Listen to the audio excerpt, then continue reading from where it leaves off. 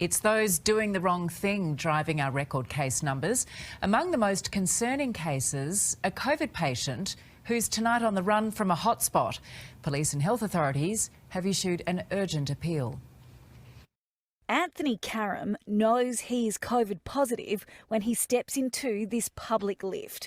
Already breaking so many rules, he doesn't bother to cover his mouth as he sneezes and splutters. The 27-year-old is still infectious but has gone missing from his Wentworth Point apartment.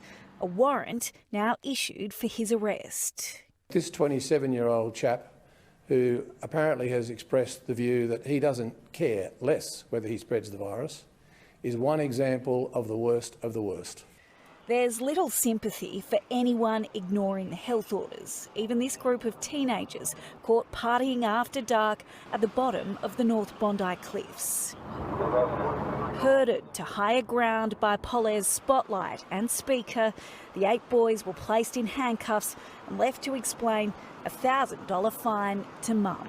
681 penalty infringement notices issued in the last 24 hours. More than 400 of those notices were again for people being outside of their home without a reasonable excuse. Sideline Sharks player Josh Dugan denies lying to police when he was found a long way from Sydney. The 31-year-old stopped at 11:30 last night in Lithgow, where he allegedly told officers he was moving to the area and feeding animals before admitting to visiting a friend. He and a passenger turned back to Sydney, only to be pulled over a second time, travelling in the wrong direction.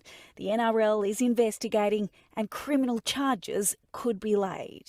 It's getting harder and harder to hide if you're doing the wrong thing, especially in the construction industry.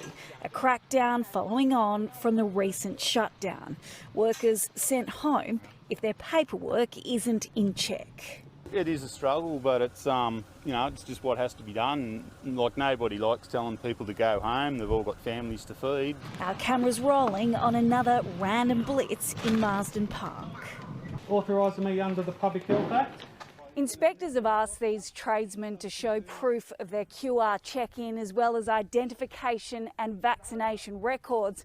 One of the men here is from Campsie and he doesn't have his documentation, so he's being sent home. He may lose a chunk of his pay too if officers follow through with a fine.